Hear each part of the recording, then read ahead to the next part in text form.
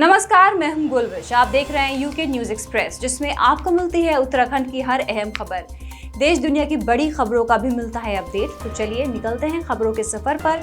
सबसे पहले सबसे बड़ी खबर। चुनाव आयोग ने उत्तराखंड समेत 6 राज्यों में गृह सचिव को हटाने के आदेश जारी किए हैं। उत्तराखंड के अलावा गुजरात, उत्तर प्रदेश, बिहार, झारखंड और हिमाचल प्रदेश में गृह सचिव हटा दिए गए हैं।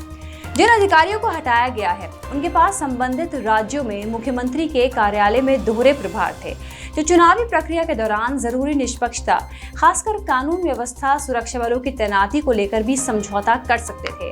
इसी को ध्यान में रखते हुए चुनाव आयोग ने ये बड़ा कदम उठाया। मिजोरम और हिमाचल प्रदेश में सामान्य प्रशासनिक विभाग के सचिव को भी हटा दिया गया है, तो पश्चिम बंगाल के डीजीपी को हटाने के लिए भी जरूरी कार्रवाई की है। इसके अलावा बीएमसी कमिश्नर इकबाल सिंह चहल और अतिरिक्त आयुक्तों और उपायुक्तों को भी हटा दिया गया है। उत्तराखंड में कांग्रेस को झटके पर झटके मिल रहे हैं। बड़े बड़े नेता कांग्रेस छोड़कर बीजेपी का दामन थाम रहे हैं। सूची में अब कांग्रेस के दिग्गज राजेंद्र भंडारी भी शामिल हो गए हैं। राजेंद्र बद्रीनाथ सीट से कांग्रेस के विधायक थे। उन्होंने दिल्ली में सीएम धामी, केंद्रीय मंत्री पीयूष गोयल, पौड़ी से बीजेपी उम्मीदवार अनिल बलूनी और बीजेपी के प्रदेश प्रभारी दुष्यंत कुमार की मौजूदगी में बीजेपी की सदस्यता ली। आदरणीय प्रधानमंत्री श्री नरेंद्र मोदी जी के नेतृत्व में ये समय उत्तराखंड का है। ये सभी भारत की सदी है, ये सभी भारत की सदी है।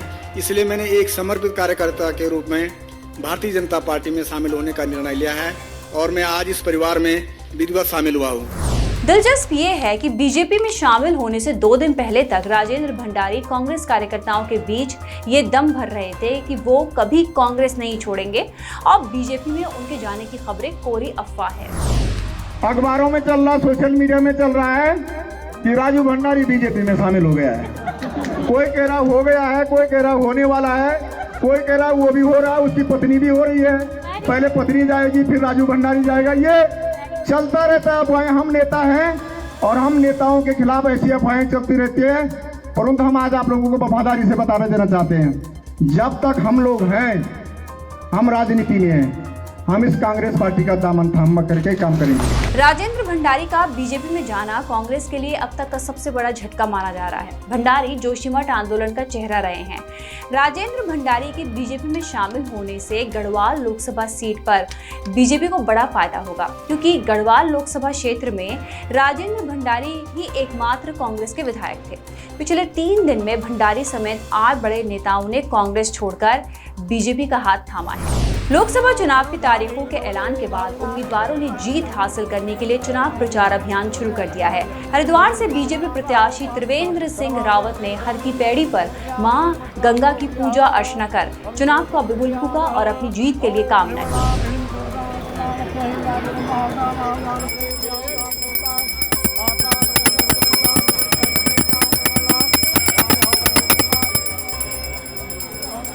त्रिवेंद्र सिंह रावत महामाया देवी मंदिर भी पहुंचे और वहां भी पूजा की।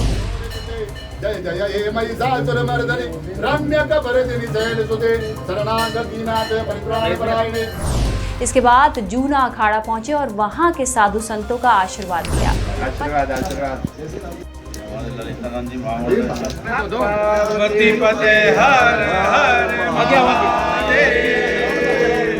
बोलो गंगा मैया की जय।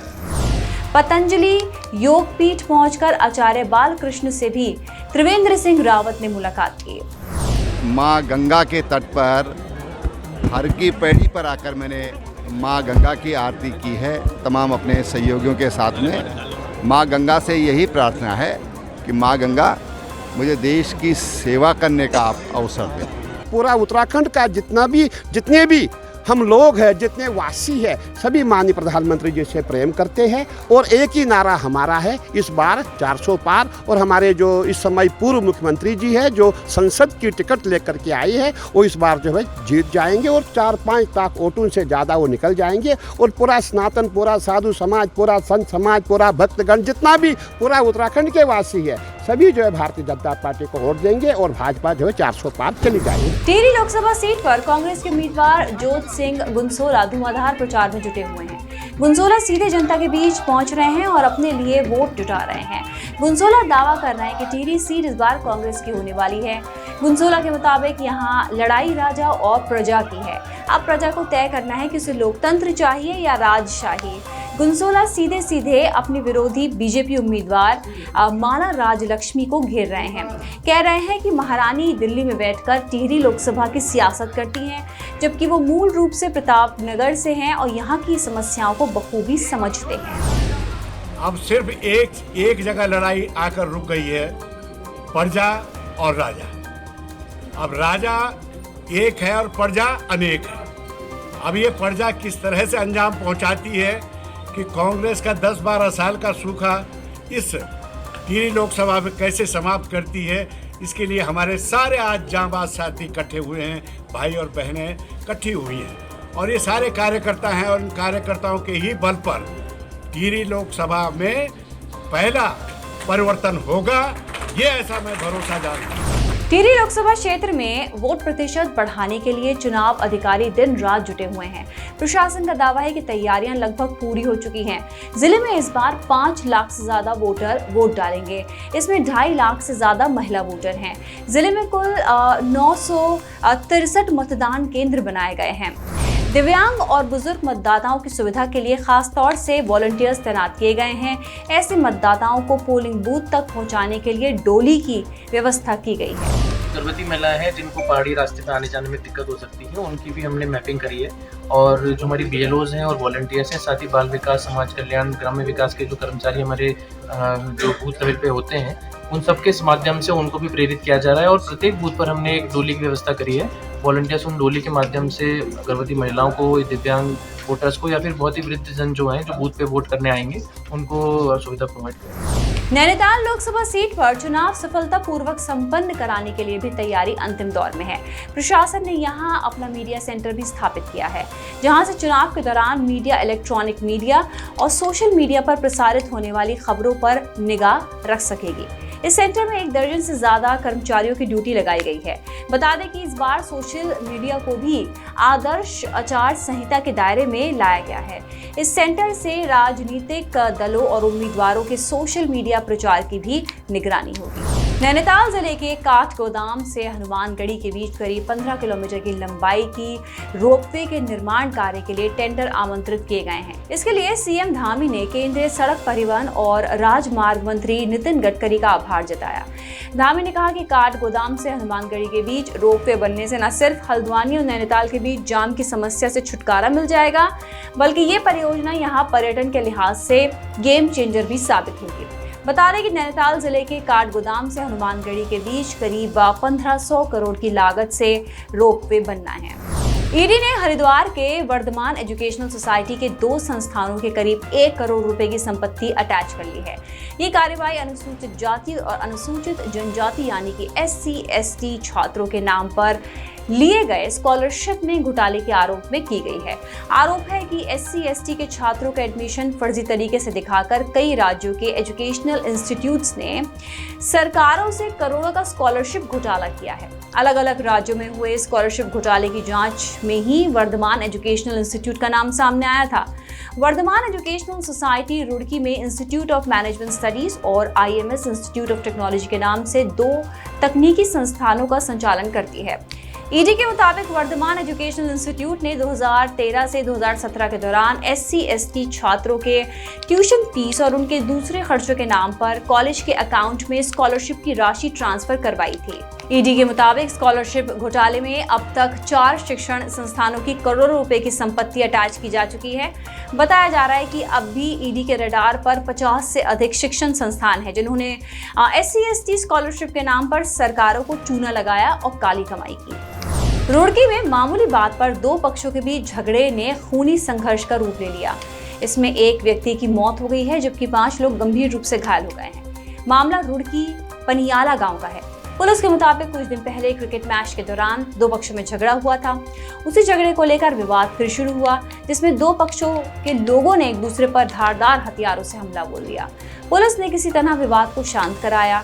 मामले की छानबीन हो रही है, लेकिन इस घटना के बाद गांव में हालात तनावपूर्ण बने हुए हैं, इसलिए भारी पुलिस बल मौके पर तैनात किया गया है। रुद्रप्रयाग में घास काटने के लिए जंगल गई महिला की खाई में गिरने से मौत हो गई है। घटना दशजूला इलाके की है। 56 साल की सरिता देवी गांव की महिलाओं के साथ पास के जंगल में घास काटने के लिए गई थी। इस दौरान सरिता देवी का पांव फिसला और वो नीचे खाई में जा गिरी। सूचना मिलने पर बचाव टीमें मौके पर पहुंची और रेस्क्यू अभियान शुरू किया, पर तब तक महिला की मौत हो चुकी थी। महिला का शव पोस्टमार्टम के लिए भेजा गया है। पहाड़ों में अभिशाप माने जाने वाला चीड़ का पेड़ अब स्थानीय महिलाओं को देगा रोजगार। दरअसल पहाड़ों में चीड़ का पेड़ आग लगने का सबसे बड़ा जरिया है, इसलिए लोग इसे अभिशाप की तरह देखते हैं। लेकिन पौड़ी के डीएम आशीष चौहान की नई पहल से चीड़ का पेड़ यहाँ की महिलाओं के लिए रोजगार का जरिया बनने वाला है। डीएम की नई योजना के तहत स्वयं सहायता समूह और वन पंचायत के जरिए चीड़ के बीज 500 रुपए प्रति किलो की दर से खरीदे जाएंगे। चीड़ के इस बीज से पाइन नट्स फ्रूट्स और पाइन सीड ऑयल तैयार होता है। इसके लिए सतपुली के बिलखेत में ज्योति आजीविका स्वयं सहकारिता को यूनिट स्थापित करने के लिए पायलट प्रोजेक्ट के तौर पर 22 लाख रुपए की राशि भी जारी की गई है।